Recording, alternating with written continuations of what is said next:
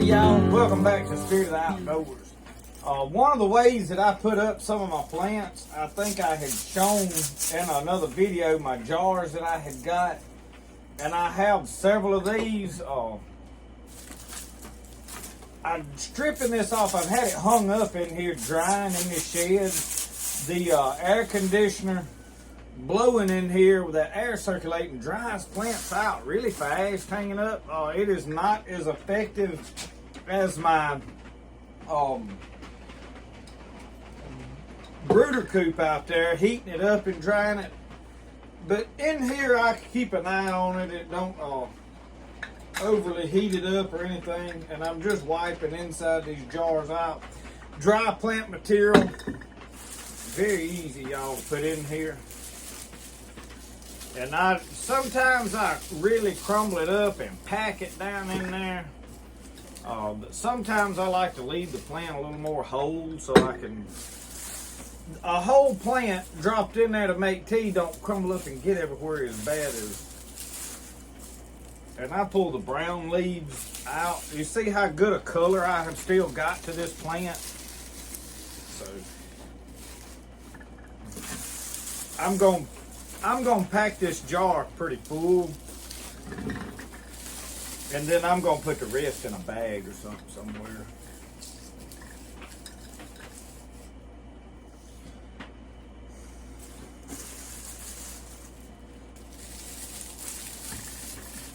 And I have a couple of these jars, and I'm going to pack it fairly tight because I want as much in there as I can get. I'm going to store this up on my shelf. I'll show you where I've got some of my other stuff. That is probably enough in that bag, in that right there. This is the best way for long-term storage.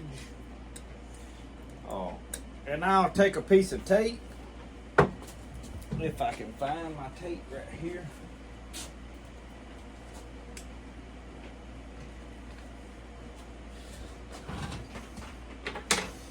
And if you want to make it pretty, trim your tape off. I just ripped it the last time. I was using it for something apparently.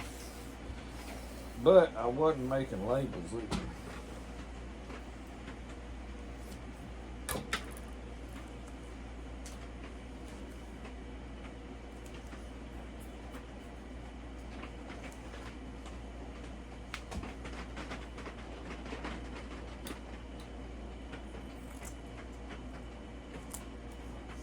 There we go. Now I ain't write on here. I'm just gonna write Boneset, but you can write Eupatorium perfoliatum, especially if you're putting up a plant that there's a couple of different species of.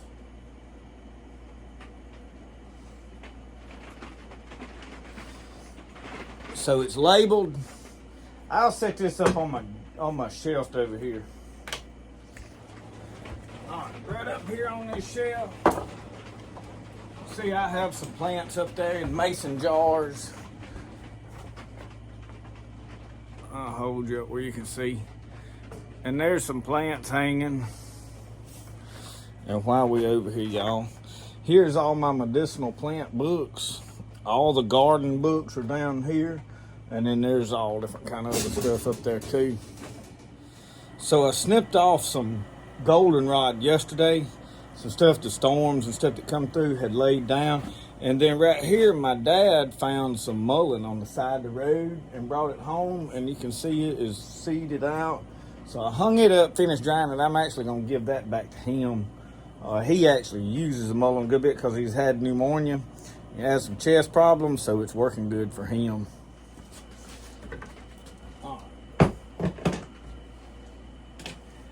So right here, what I'll do is take the rest of this plant material. You could put it in another jar, however you want to store it. I just usually put my remainder left over in a bag. And as I use plants, I'll probably actually use this first because I'll be trying to get rid of it. And then if somebody contacts me and be like, hey, I need some Boneset, I don't really sell stuff. But if somebody needs it, around, I have some that I can give them.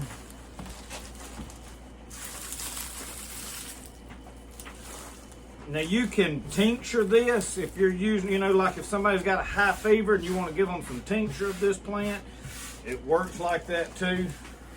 It's just easier to save it dried, less work, and to just make a tea out of there. Because see, now I still have a giant bag of this.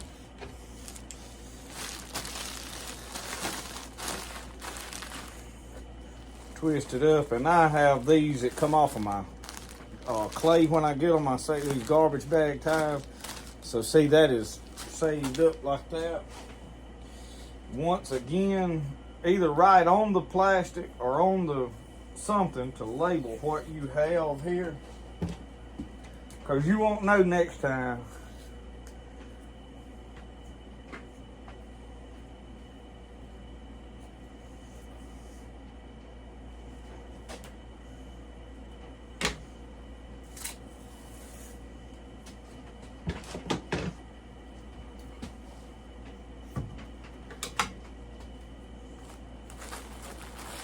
There. Just that simple. So I just thought I would give you a short video on some tips on how to do some of your plants. As they dry, bag them up, store them. That's really the easiest way to use, because you can always come back out of dried plant material and make a tincture later if you need to. I don't use any of these plants on a regular basis except the goldenrod and the rabbit tobacco. I make a lot of tea out of there just for the pleasure of drinking through the winter. So I use a good bit of that. And I'll store up several bags of it, and I have the goldenrod in abundance. We'll do some more goldenrod videos in the future. I have found a couple of plants of rabbit tobacco. Y'all, I just don't have a lot here.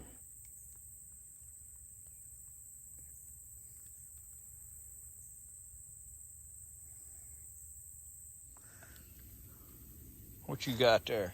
Mushroom. Chanterelles. Chanterelle. You about got your hat full, ain't you? He done got over here, y'all, and got in a mess of them.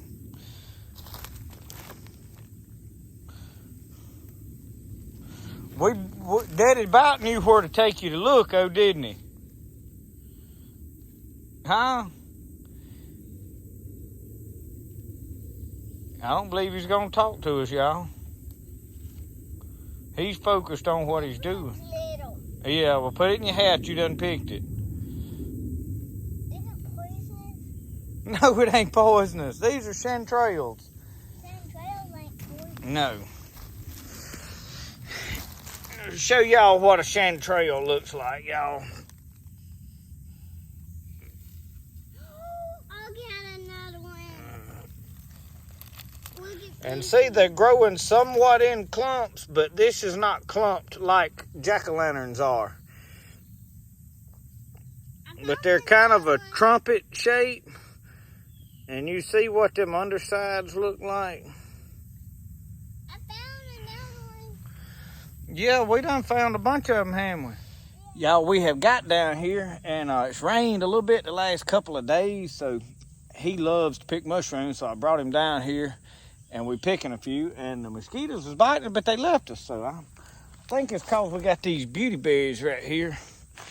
But anyway, I'm having to tiptoe through them, y'all. Yeah, put them in your hat. He about got his hat full. Hold your hat up here. Show us what you're putting them in. Mushrooms. And now you can... He's ready, y'all. Did you find some water there, Roscoe? Was you thirsty? He found him a little bit of water. Hard to drink out there, ain't it?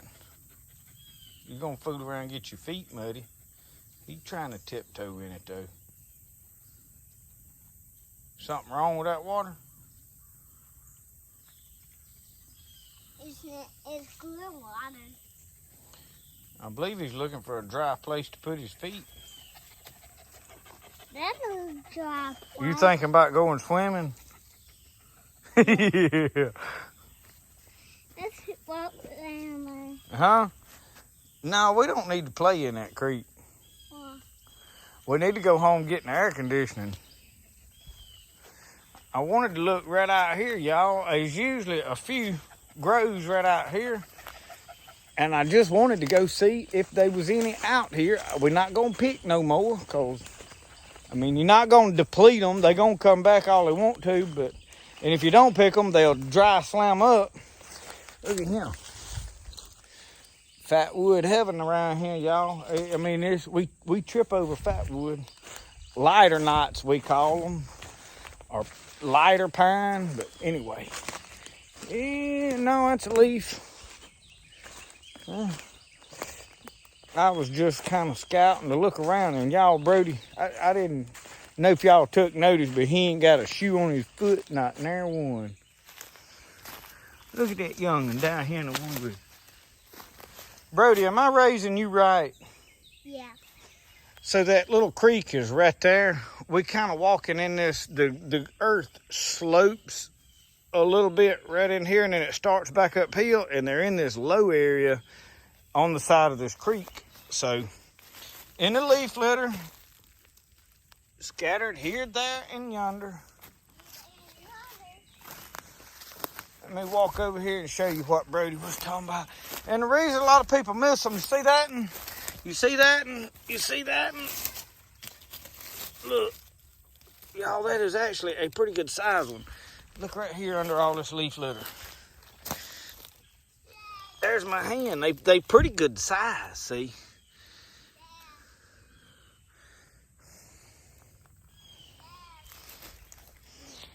What, bud? Yeah, you found one right there. Say chanterelle. Chanterelle. There you go. That is exactly what that is.